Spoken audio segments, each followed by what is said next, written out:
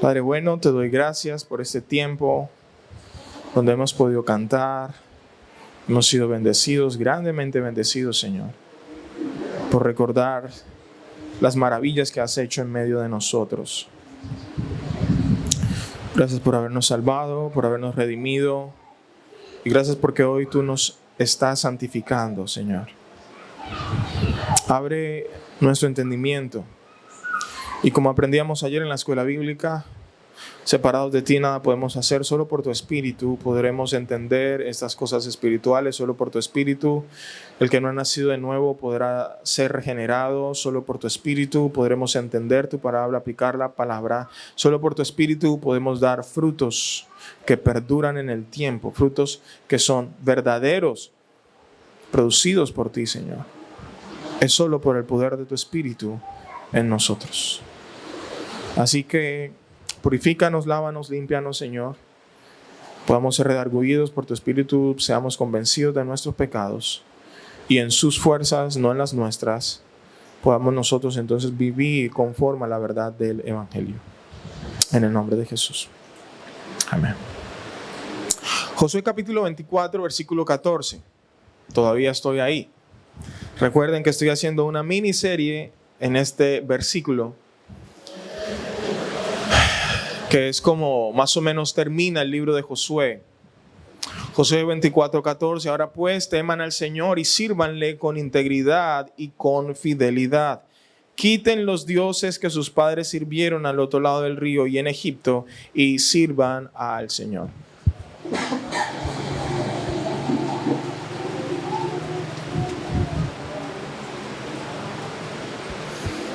Josué se está despidiendo y, como hemos mencionado varias veces, todavía hay parte de los de Canaán que permanecen en la tierra que el Señor les ha dado en posesión.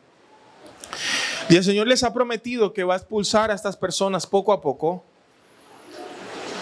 y que Él los va a ayudar. Sin embargo, ellos tienen esa tarea también en su responsabilidad de terminar de sacar a las personas que están en esta tierra. Y el tema es que ellos van a vivir en medio de personas que todavía sirven a otros dioses, que todavía sirven a sus ídolos, que todavía siguen los deseos de su corazón. Básicamente están en medio de una nación donde hay personas que todavía viven en el paganismo. Y entonces la misión del pueblo de Israel en medio de estas personas es temer al Señor y servirle con integridad y con fidelidad. La gran pregunta que nosotros nos hacemos es cómo el cristiano puede vivir en el temor del Señor y en integridad en medio de una nación, de una ciudad, de un país, de una cultura, de unas costumbres, de una sociedad que está cada vez más lejos del Señor, cada vez blasfema más, cada vez es más desobediente, cada vez es más idólatra. Y ese es un poco el contexto en el que hoy nos encontramos. Cada cristiano, cada persona que ha creído en el Señor Jesucristo por gracia, se enfrenta a los avatares de la vida, se enfrenta a las tentaciones de este mundo, se enfrenta a las pruebas, se enfrenta al hecho de que convivimos con otras personas que, si bien son creadas a imagen y semejanza del Señor y por eso tienen dignidad y valor, son personas que están muertas en sus delitos y pecados. Y nosotros de alguna manera somos influenciados por la cultura, ¿verdad? Por las costumbres, por las prácticas, etcétera, etcétera, etcétera. Entonces, ¿cómo podemos vivir en integridad? El sermón anterior, el domingo anterior, vimos un poco el diagnóstico del nivel de integridad. Y veíamos casos de corrupción, como incluso a veces dentro de la misma iglesia tenemos un doble rasero. Afirmamos supuestamente unas cosas, pero cuando eso nos afecta, entonces rebajamos el estándar para que no nos afecte tanto. Hoy, mis amados hermanos, quiero concentrarme en definir propiamente qué es la integridad. ¿Qué es la integridad? Vamos a ver qué es la integridad, vamos a ver qué requiere la integridad, vamos a ver también qué nos lleva a quebrar nuestra integridad y finalmente qué debemos esperar si nosotros caminamos en integridad. ¿Qué debemos esperar si caminamos en integridad? Entonces, en primer lugar, ¿qué es la integridad? Un diccionario la define como la adherencia firme a un código de valores específicamente morales o artísticos. Es una condición no alterada Es un estado, es el estado de estar completo o no dividido o libre de error. La Real Academia, en su segunda definición, cuando uno busca integridad, incluso asocia la virginidad como sinónimo de integridad. Y eso es bien interesante en un mundo tan secularizado en el que vivimos hoy. Para la Real Academia, ser virgen es sinónimo de ser íntegro. La integridad, hermanos, de la integridad se derivan el resto de los valores del carácter de una persona. La integridad implica un sentido de completud inquebrantable. Una persona que ha desarrollado un carácter íntegro es una persona que va a sostenerse bajo la presión. Sin embargo, quien no desarrolla un carácter íntegro, tarde o temprano se va a quebrar por la multitud de grietas que tiene por dentro. A manera de ilustración, yo no sé si a usted en el colegio le colocaron esa actividad, pero en artística nos colocaban a hacer tazas y vasos con arcilla. Y la profesora de artística nos decía que antes de hacer la figura con arcilla, teníamos que modelar y amasar y amasar y amasar esa arcilla. Porque el bloque de arcilla que nos vendían en la floristería o en la casa de cerámicas, por dentro tenía pequeñas bolitas de aire. Y ella nos decía que tendríamos que amasar y amasar y amasar hasta eliminar esas burbujas, pequeñas burbujas de aire. Algunos estudiantes, esa era la parte más difícil porque era amasar durante media hora, 40 minutos, dele vuelta y amase y amase y amase. Y con un hilito partíamos la arcilla y veíamos si todavía habían pequeñas burbujas de aire dentro de la arcilla. Para sorpresa, a veces por más que amasábamos, esas burbujas no salían. Entonces algunos estudiantes le decían, profe, ya terminé, pero no era cierto.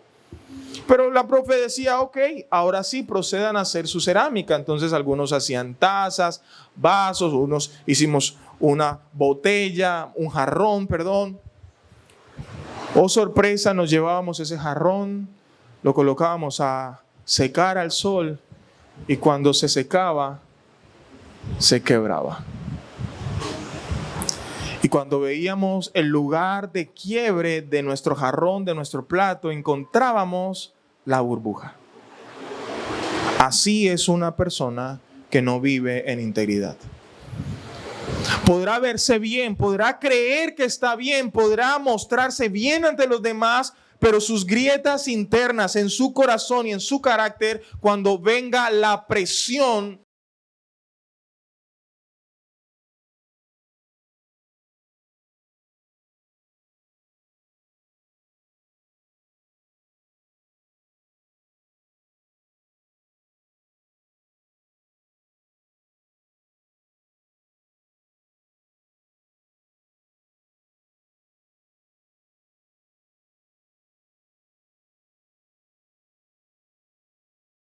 antes a nosotros nos parecía un consejo recomendable, digno de imitar, cuando nuestro corazón, por ejemplo, en el caso de una relación amorosa, cuando vemos nuestro corazón comprometido, entonces rebajamos el estándar.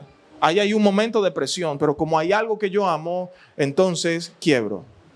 Y mi integridad se quiebra. Mis hermanos, integridad puede incluir la honradez, pero una persona honrada no necesariamente es una persona íntegra.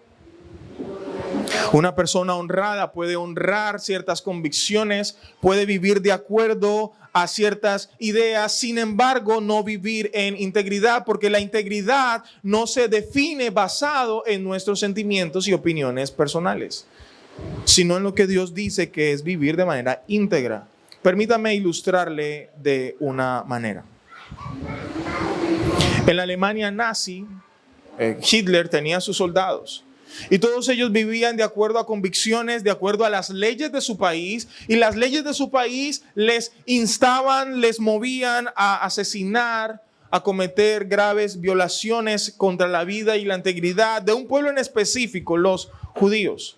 Pudiésemos decir que esas personas fueron honradas en el sentido de que vivieron de acuerdo a los ideales de su país y de acuerdo al sistema legal de esa Alemania, ¿verdad?, del siglo pasado, pudiéramos decir que estos eran buenos soldados, recibían condecoraciones, lo mismo que nuestros soldados que hoy están siendo condenados por falsos positivos. En un momento de la historia de Colombia fueron condecorados por su servicio militar. Actuaron de acuerdo a ciertas convicciones, a ciertas ideas, creían algo y vivían de acuerdo a eso. Sin embargo, su comportamiento no fue íntegro, porque moralmente estaban en contra de lo que Dios decía. Otra manera de ilustrarlo, Génesis capítulo 3, cuando Adán y Eva pecan, el Señor va y le pregunta a Adán, Adán, ¿qué pasó? Y él dice, sí, yo comí, pero fue por culpa de ella. Lo que Adán debió decir en integridad, él está aceptando su pecado. Pero eso no es todo. Él tenía que decir, sí, yo comí porque yo lo codicié, porque a mí me pareció bueno. Pero él dice, no, sí, Señor, yo comí, pero fue por la mujer que tú me diste. Uno pudiera decir, pero aceptó su error. Sí, pero no era todo el error. La integridad, amados hermanos, no disfraza sus acciones, no las justifica, no las racionaliza. Admitimos nuestra responsabilidad y pedimos perdón por ello. Pero pastor, si la responsabilidad es compartida, el otro tendrá que asumir su responsabilidad. Pero yo asumo mi responsabilidad. La justificación busca argumentar ideas, hilvanar frases para justificar que lo que yo hice era necesario. Yo me vi obligado a hacerlo, pero no era porque yo quería. Es que me tocó, pastor. Si usted viera, espere, le explico y justificamos. Y la justificación está del lado de la racionalización. Buscamos racionalizar las cosas, buscándole argumentos, buscándole una idea razonable de por qué nosotros pecamos, de por qué nosotros quebrantamos nuestra integridad. No, pecamos, sí, Señor. Hay algunos hermanos que me están entendiendo cuando doy una clase y hago una pregunta, y si usted no sabe, usted levanta la mano y dice, pastor, no sé. Pastor, a mí me parece que... ¿Cuál es tu intención? No sabes, no sé. ¿Es pecado no saber algo? No es pecado. ¿Pero por qué queremos? Porque queremos quedar bien. Queremos dar una buena impresión.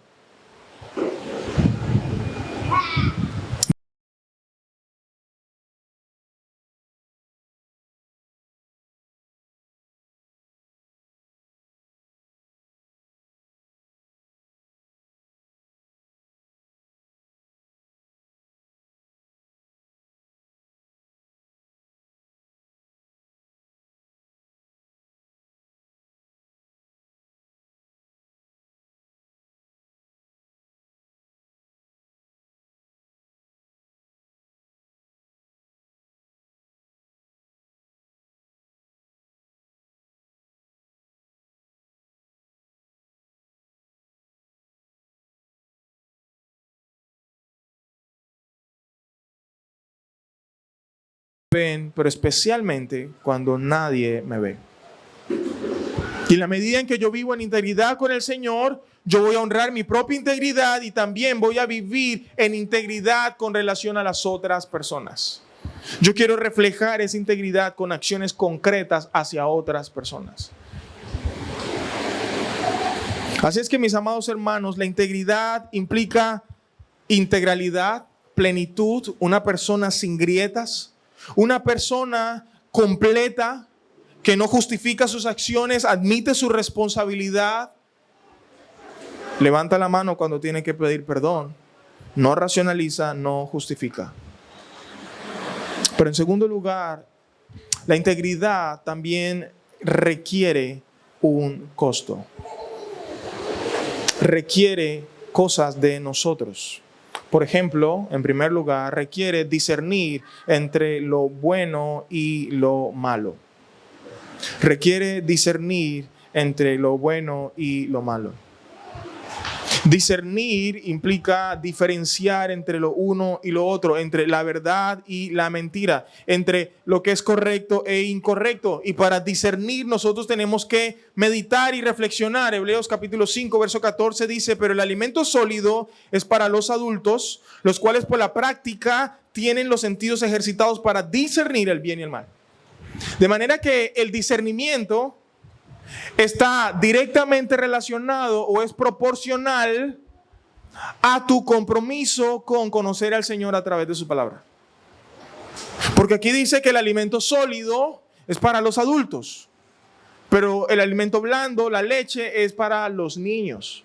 ¿Y por qué para los niños? Porque ellos no están ejercitados en el discernimiento del bien y del mal. En cambio, el adulto maduro se supone que está ejercitado en el discernimiento del bien y del mal.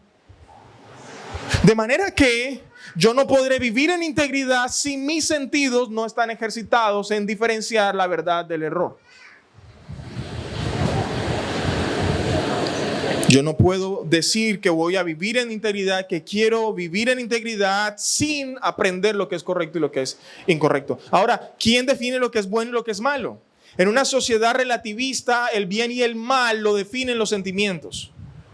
La verdad está definida por el pragmatismo, qué es lo que sirve, qué es lo que funciona. Pero la palabra nos dice que la verdad, la mentira, el bien y el mal se disciernen, se definen por lo que dice el Señor en las Escrituras. De manera que el profeta dice: hay de aquellos que al mal le llaman bien y al bien le llaman mal. Hay de aquellos que tienen a la luz por tinieblas y a las tinieblas por luz. No somos nosotros los que definimos lo que es bueno y lo que es malo. No somos nosotros los que definimos lo que es justo o injusto. Es el Señor en su palabra. Hoy por hoy los psicólogos, yo soy psicólogo, abundan diciendo que la disciplina para nuestros hijos tiene que ser una disciplina respetuosa. Y eso es una manera de decir: al hijo nunca se le puede castigar con vara. Y para ellos es bueno, y quien castigue con vara está haciendo algo malo. De hecho, hay algunos padres que hoy por hoy ya se sienten amenazados por sus propios hijos, porque ellos le dicen: cuidadito me toca, porque si no te llamo al ICBF. Pero la Biblia dice que la vara de la corrección va a impedir que el alma de nuestro hijo muera. O sea que eso sí es bueno. Y el Señor nos manda a hacerlo. Y entonces, cuando nos encontremos en esa bisagra, ¿cuál va a ser nuestro estandarte? ¿Cuál será nuestra posición?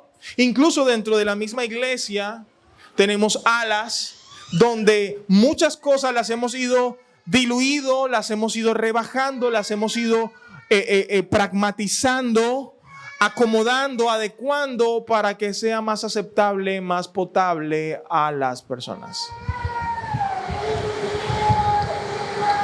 Y no, hermanos. En segundo lugar, eso que hemos dicho que es bueno y es malo, nosotros debemos estar de acuerdo con eso. Debemos estar de acuerdo con eso.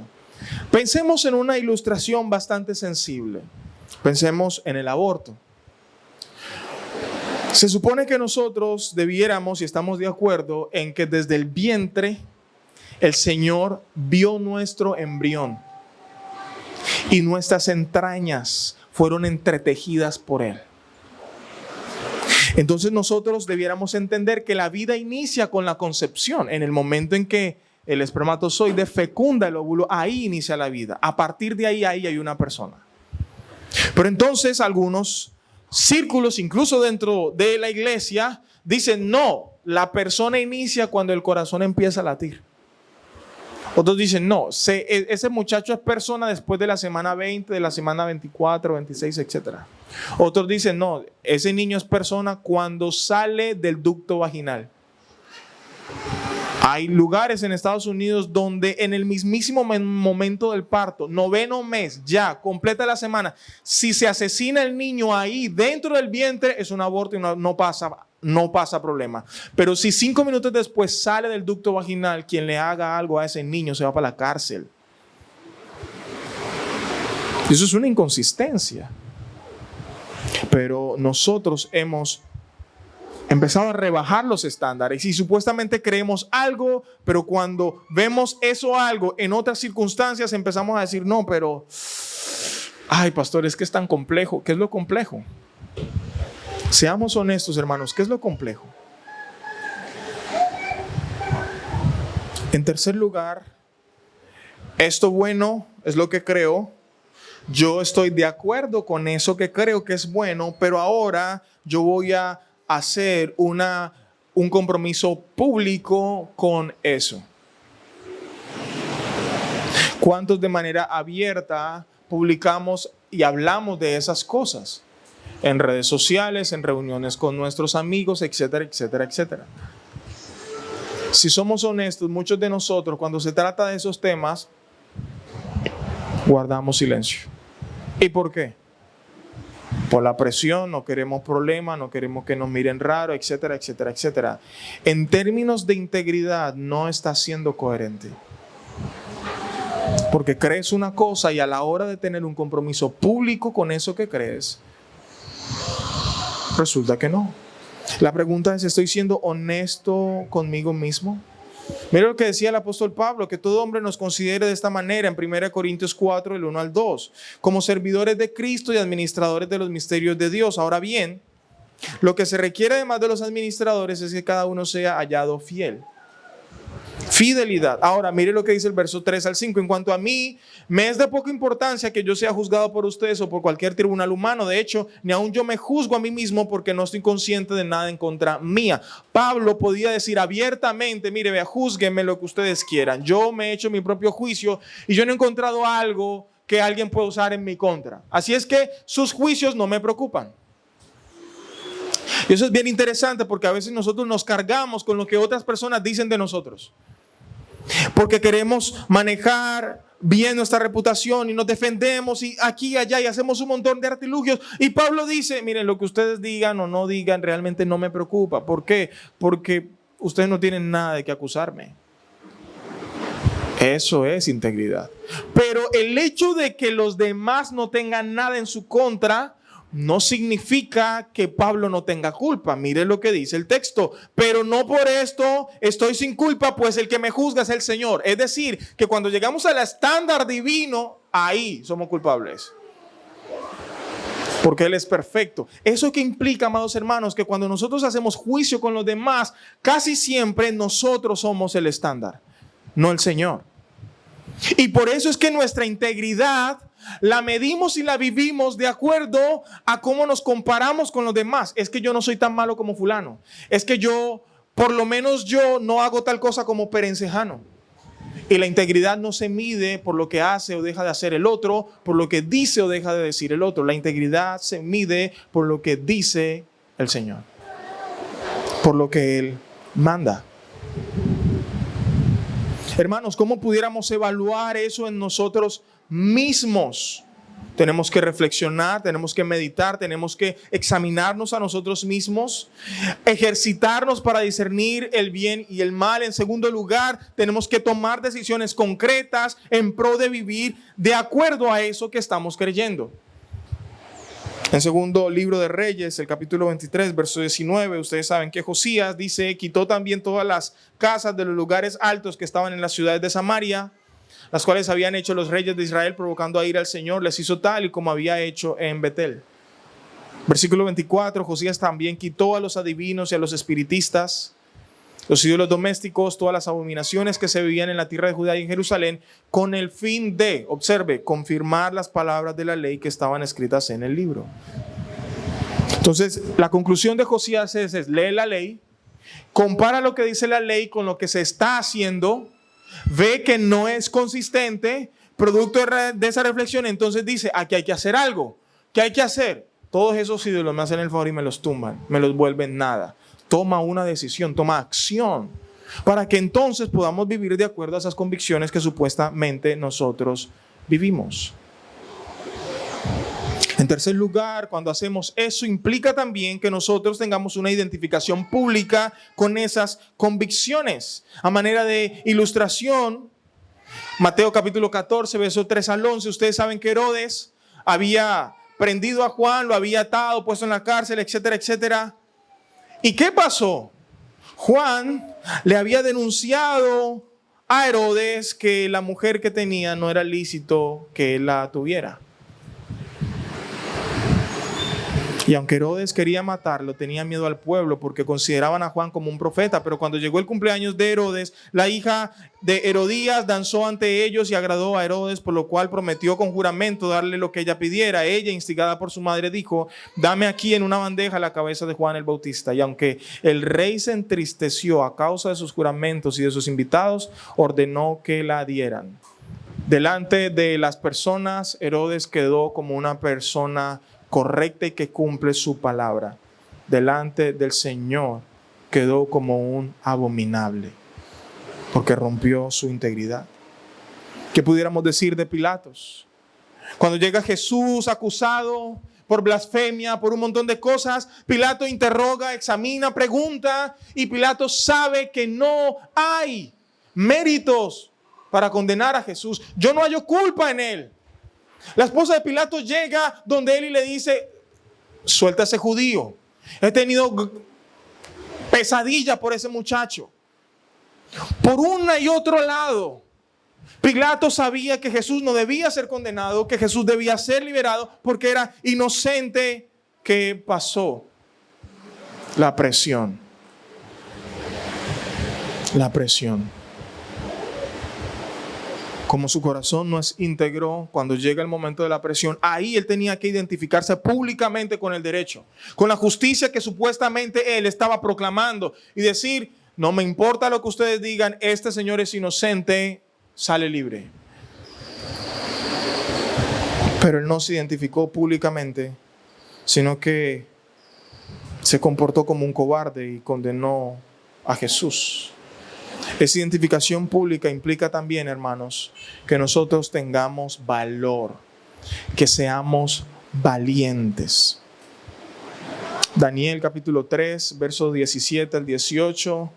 Ciertamente nuestro Dios, a quien servimos, puede librarnos del horno del fuego ardiente, y de su mano, oh Rey, nos librará.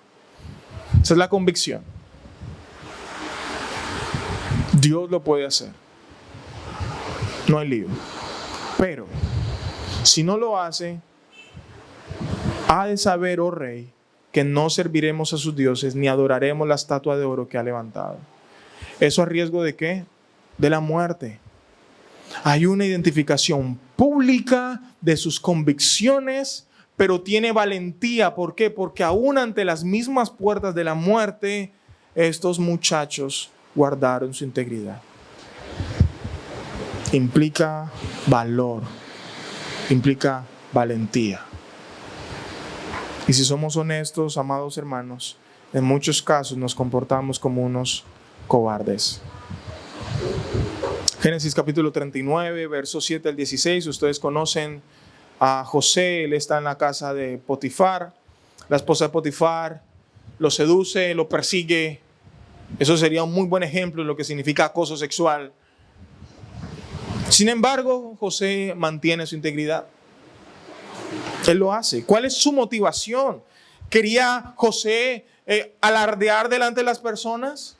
¿Quería José conservar simplemente su reputación y su nombre? Guardar la integridad solo por la reputación es orgullo.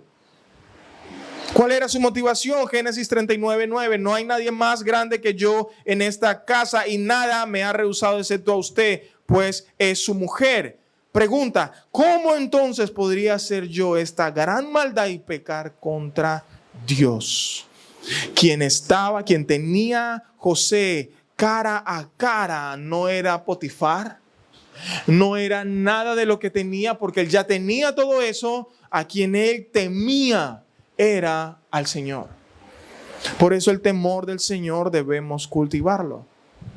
Y de esa experiencia de José pudiésemos aprender que la integridad requiere de nosotros dominio propio, autocontrol de nosotros mismos, de nuestros impulsos, de nuestras pasiones, de nuestros deseos. En segundo lugar, implica responsabilidad. José está diciendo: todo esto está a mi cargo, yo soy el responsable.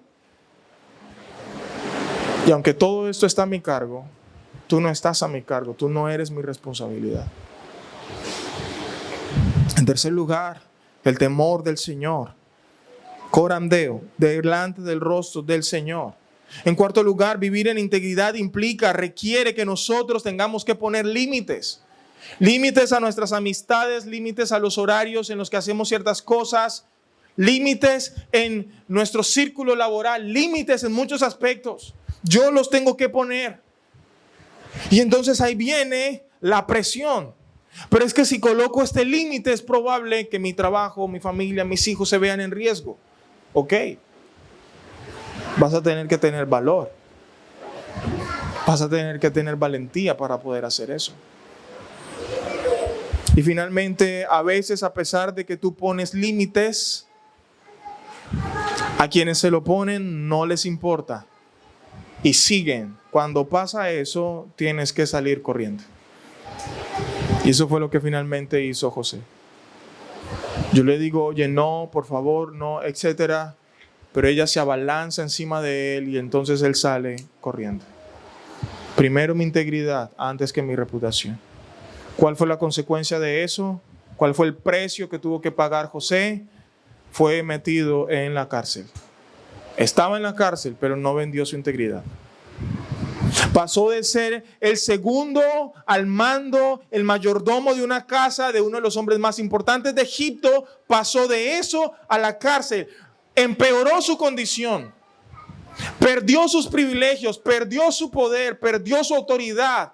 Quizás su reputación se fue al suelo porque la fama de que supuestamente él había abusado de la esposa de Potifar se había multiplicado. Pero él sabía que no había vendido su integridad. Y al final de la historia, el Señor recompensa su vida de integridad. Ya no era el mayordomo de una casa, sino el mayordomo de todo un país. Él nunca perdió su integridad. Amados hermanos, para muchos de nosotros, aunque parezca complejo, para lo que dice el Señor en su palabra, vivir en integridad, asumir esos riesgos, no debiera ser complejo. ¿Por qué a veces se nos es complejo asumir estos riesgos? Pagar el precio de preferir vivir en integridad antes de vender nuestros principios, antes de cometer actos de corrupción, antes de manipular información, etcétera. ¿Por qué nos cuesta? Miguel Núñez dice, porque tenemos un Dios en nuestra mente que es pequeño. Y los hombres y los jefes a quienes servimos los vemos como grandes. Por eso le tememos más al hombre que al Señor. Y de eso debiéramos nosotros arrepentirnos. La motivación de José no fue su fuerza de voluntad, no fue su sentido temerario, sino su Dios. Es Dios quien me ve, es a Dios a quien sirvo. Si me toca ir para la cárcel, no importa. Si me toca perder mi trabajo, el Señor a quien sirvo y quien me ve, mi vida está en sus manos. Mi vida está en sus manos.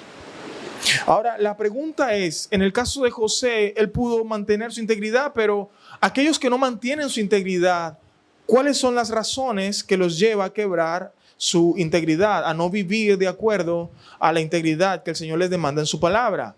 La primera razón que pudiéramos mencionar es la avaricia. Esta es la causa por la cual violentamos nuestra integridad en el área del dinero. 1 Timoteo capítulo 6 verso 9, pero los que quieren enriquecerse caen en tentación y lazo y en muchos deseos necios y dañosos que hunden a los hombres en la ruina y en la perdición. Es por la avaricia que nosotros, en vez de comprar 2 libras de arroz, compramos la lotería.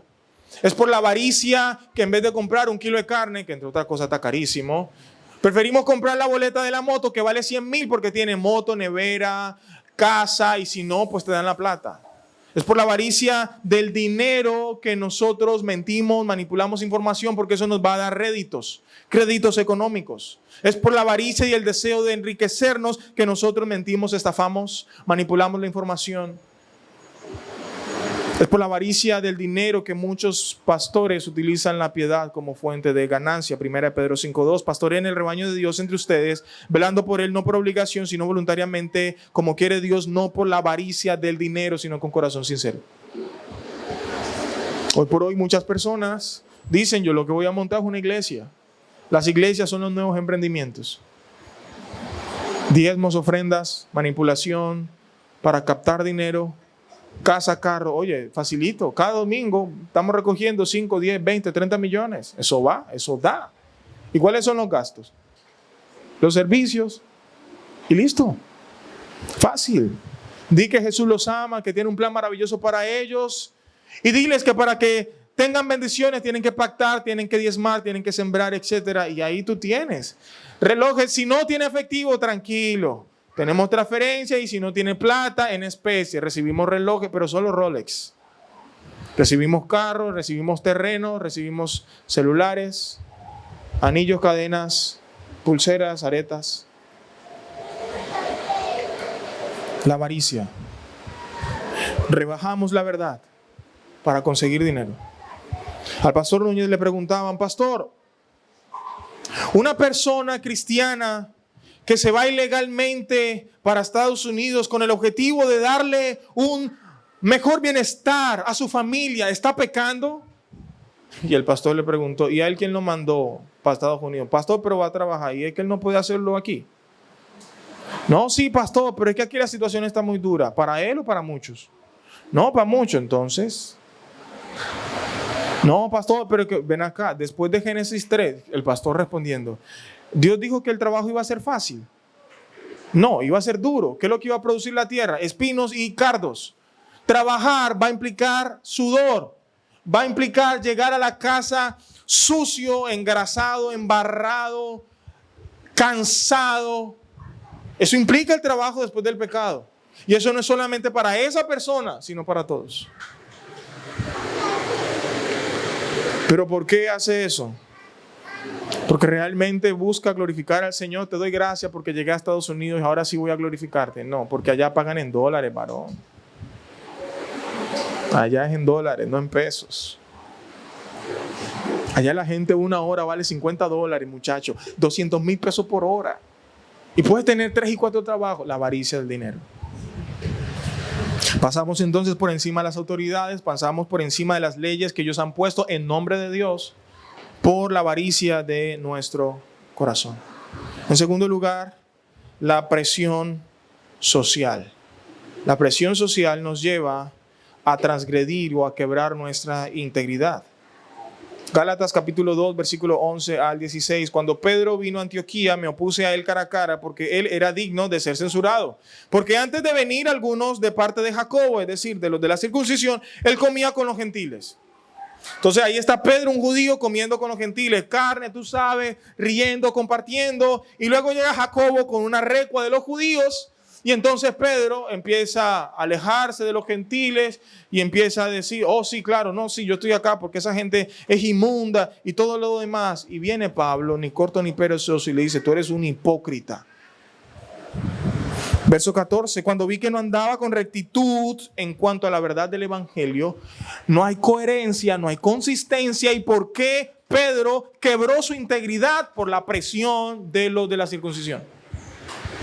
Y cuando Pablo vio eso, dije a Pedro delante de todos, a un apóstol, al principal entre los judíos, si tú siendo judío vives como los gentiles y no como los judíos, ¿por qué obligas a los gentiles a vivir como judíos? Y ahora miren la convicción de Pablo. Nosotros somos judíos de nacimiento y no pecadores de entre los gentiles. Sin embargo, sabiendo que el hombre no es justificado por las obras de la ley, sino mediante la fe en Cristo Jesús, también nosotros hemos creído en Cristo Jesús. Hay una convicción, hay una claridad del evangelio, y esa claridad del evangelio me lleva a accionar de acuerdo a esa verdad. Tú debieras juntarte con todo mundo, porque debes entender que no es si eres judío o gentil, si guardas o no guardas la ley, porque nadie va a ser justificado por las obras de la ley, sino por la fe en Cristo. Y los judíos han sido justificados por la fe en Cristo y los gentiles han sido justificados por la fe en Cristo. ¿Por qué entonces te comportas como un hipócrita? La presión. Pedro no soportó la presión. Y entonces el hermano está ahí con su grupo de amigos del trabajo. Mi hermano, bendiciones. ¿Cómo está Luis? Que pase buen día. Mi hermano, vas para el ayuno. Luego te confirmo. No, mira, que es que un muchacho conocido, él me ha invitado a la iglesia y la presión. La presión.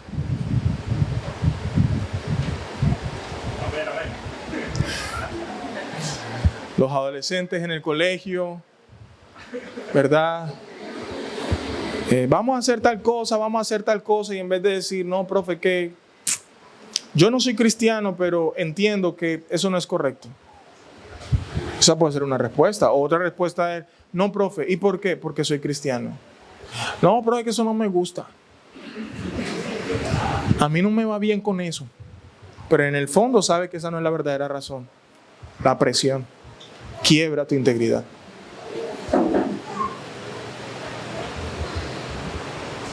A veces ejercemos presiones innecesarias sobre personas y pensando en nuestros hijos, por ejemplo, les ponemos presiones y expectativas tan altas que esas expectativas presionan al muchacho, a la muchacha, y entonces para poder satisfacer eso, quiebran su integridad.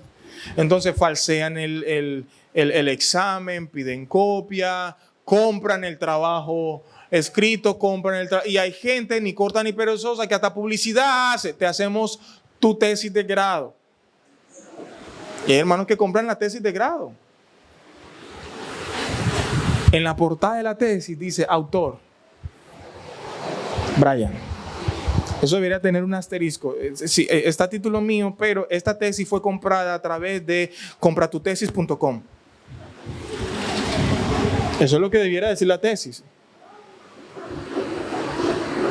Hay una serie en Netflix, se llama Suits, y uno de los personajes principales, Mike, su trabajo era hacerle el examen de ingreso a Harvard de otras personas que no eran. Y al final, bueno, no al final, pero en el transcurso de la historia, a Mike lo terminan metiendo a la cárcel por fraude, por mentiroso. No fue íntegro. Y lo sacan de la barra de Nueva York por la presión. Hermanos, otra razón por la que quebramos nuestra integridad es la búsqueda de placer, satisfacción personal, el sentido de competencia, y como debemos ganar a como de lugar, ser el primero a como de lugar, pues estaré dispuesto a hacer lo que sea con tal de obtener. Cuando una persona deja su trabajo y hay posibilidad de que otros empiecen a ascender, lo que antes era un clima laboral armonioso, cuando aparece una vacante, todos son enemigos de todos. Y empieza el tráfico de influencia. Jefecito, le trajo un café. Y en la tarde, jefe, mira unas flores para usted. Jefe, ¿cómo está?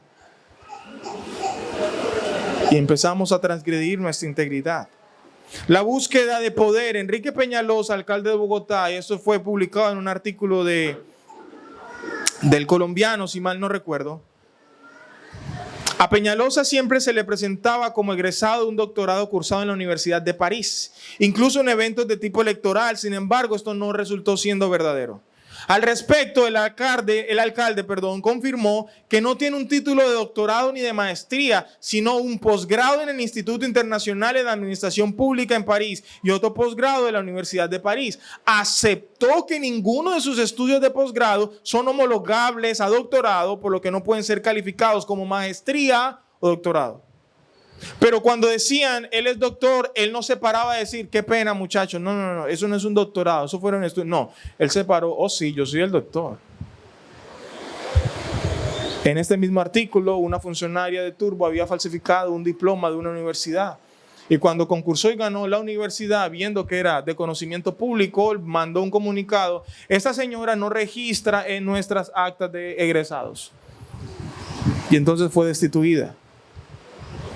Ahorita en este gobierno a un muchacho también lo destituyeron del cargo porque resulta que una señora, había dicho en su experiencia que había dictado clases por más de 100 horas en Harvard. Y resulta que lo que había dado era un curso de como 16 horas, como una especie de taller de 2 días. Y entonces vino nuestro señor presidente a defenderla. Claro, le quitan el título porque es negra. No, señor, es porque es mentirosa y faltó a la integridad. ¿Por qué quebró su integridad? Porque tenía deseos de poder. Queremos escalar, pero buscamos hacerlo a cualquier costo porque queremos poder. Finalmente, amados hermanos, una razón por la que quebramos nuestra integridad es por el orgullo. C.S. Lewis, autor de las Crónicas de Narnia, él dice: el orgullo lleva a todos los demás vicios, y una de las formas como lo hace es cegándonos a nuestros propios errores y a nuestras propias debilidades. El pastor Miguel cita a Agustín de Hipona y dice: el amor al aplauso. El amor al aplauso es el veneno mortal de la verdadera piedad. Otros vicios dan a luz malas obras, pero este da a luz buenas obras de una manera perversa. ¿Cómo así? Claro. Estas son las personas que, motivadas por su propio nombre, orgullo y fama, hacen lo bueno para ganar el aplauso de los demás. Son buenas obras, sí, pero brotan de un corazón perverso, malo, egocéntrico y orgulloso. Pero como es bueno, el orgullo nos ciega y no lo vemos como algo malo. Y quebramos nuestra integridad. Mis amados hermanos, ¿qué el Señor nos dice en Josué capítulo 24, verso 14? Anden en integridad y fidelidad, teman al Señor. Entonces, si cada una de estas cosas quiebra mi integridad, ya el Señor nos ha dicho qué es la integridad, cómo podemos cultivar la integridad. Pensemos finalmente, y eso, ¿qué beneficios nos trae? Y quiero que se graben esto de memoria, hermanos. Dios bendice la integridad. La motivación para vivir en integridad no son las bendiciones, pero ciertamente es bendecida por Dios. La motivación para vivir en integridad no son las bendiciones, pero vivir en integridad ciertamente trae bendiciones. Génesis capítulo 20, verso 4 al 6. Abimelech no se había acercado a ella y dijo: Señor, ¿destruirás una nación aunque sea inocente? ¿No me dijo él mismo, es mi hermana? Y ella también dijo, es mi hermano. En la integridad de mi corazón y con manos inocentes yo he hecho esto. Entonces Dios le dijo en el sueño: sí, yo sé que en la integridad de tu corazón has hecho, y además yo te guardé de pecar contra mí, por eso no dejé que la tocaras. Este es Dios guardando a una persona que está viviendo en integridad, aunque esa persona cedió en una primera parte, Dios no permitió que pecara y que consumara su pecado. Entonces, en la medida en que vivimos en integridad, el Señor también se encarga de protegernos de caer en tentación. Y entonces, quien no vive en integridad, como constantemente se expone a tentaciones, el Señor lo entrega a que caiga en sus tentaciones. Job capítulo 2, verso 3. Miren la referencia que el Señor da de Job. ¿Te has fijado en mi siervo Job? Porque no hay otro como él sobre la tierra. Es un hombre intachable, recto, temeroso de Dios y apartado del mal. Él todavía conserva su integridad, a pesar de que tú me incitaste contra él para que lo arruinara sin causa. Hermanos, la ruina, la pérdida de empleo, la enfermedad, la falta de reputación, mi nombre por el piso, no son razones para yo quebrar mi integridad. El salmista incluso se pregunta cuando ve la prosperidad de los injustos, de los impíos: Señor, ¿de qué ha servido guardar mi integridad? ¿De qué ha servido que yo me guarde en santidad todo este tiempo si al final yo guardo mi integridad y sigo sufriendo mientras ellos viven la vida sabrosa y no le pasa nada? Y el salmista termina diciendo: pero me acuerdo del fin de ellos. Es como dijera: pero me acuerdo del juicio y se me pasa. Porque va a llegar un juicio, en esta vida o en la otra. Y ellos pagarán y sufrirán las consecuencias de su falta de integridad, pero tú serás recompensado. Salmo 15, verso 1 y 2. Señor, ¿quién habitará en tu tabernáculo? ¿Quién morará en tu santo monte? El que anda en integridad y obra justicia y habla verdad en su corazón. El pastor Miguel dice que una persona que es líder, un pastor que no tiene integridad, nunca hará cosas relevantes para el reino. Nunca hará cosas relevantes porque el Señor se encargará de quebrar su integridad porque no tiene integridad. Seremos unos más del montón. Y el próximo sermón vamos a ver un poco más esto. ¿Quién habitará delante de él? El que anda en integridad y obra con justicia, el que habla verdad en su corazón. Vamos también a hablar de la verdad, solamente la verdad y nada más que la verdad. Y vamos a ver cómo en el aspecto de la mentira, wow, somos sutilmente mentirosos, manipuladores, pero nos presentamos como portadores de la verdad. ¿Dónde está? Voy saliendo. Sí, voy saliendo. Estoy aquí en la puerta. Brother, me estoy poniendo la chaqueta. Me demoro por ahí 10, 15 minutos. Brother, sí, se enojó. Pero le dije la verdad.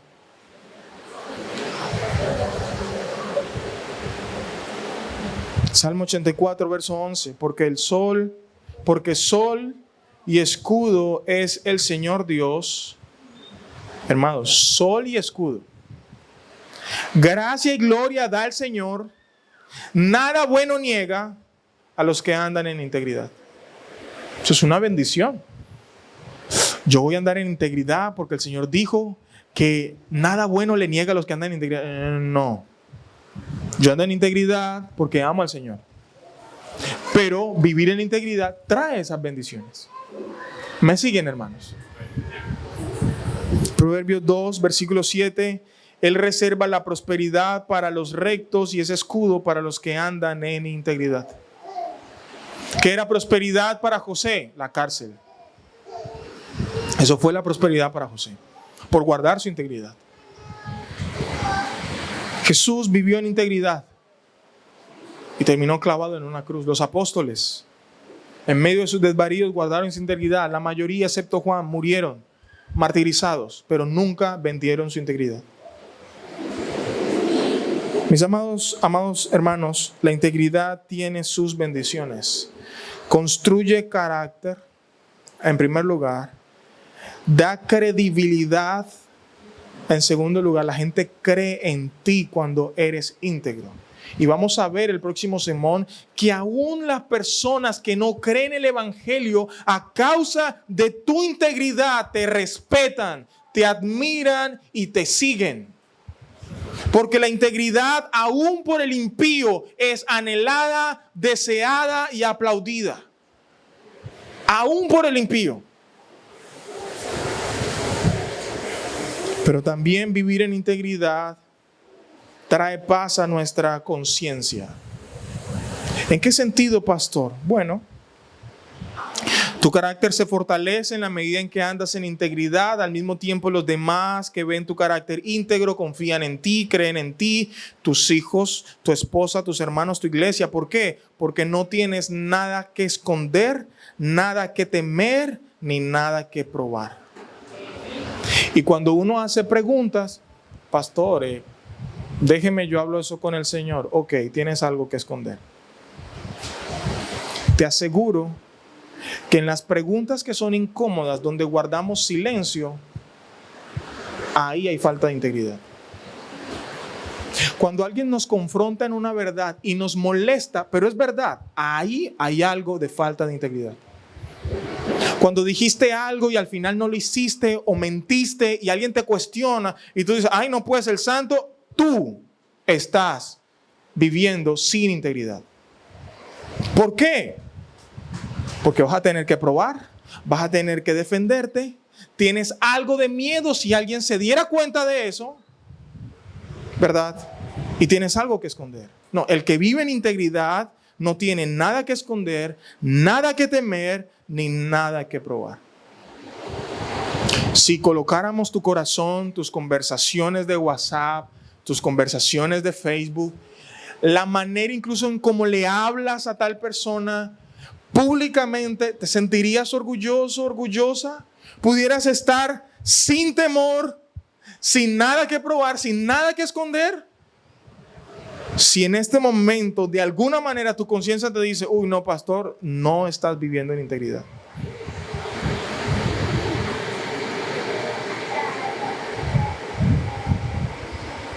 Mis hermanos, de la integridad se derivan el resto de los valores del carácter de un cristiano.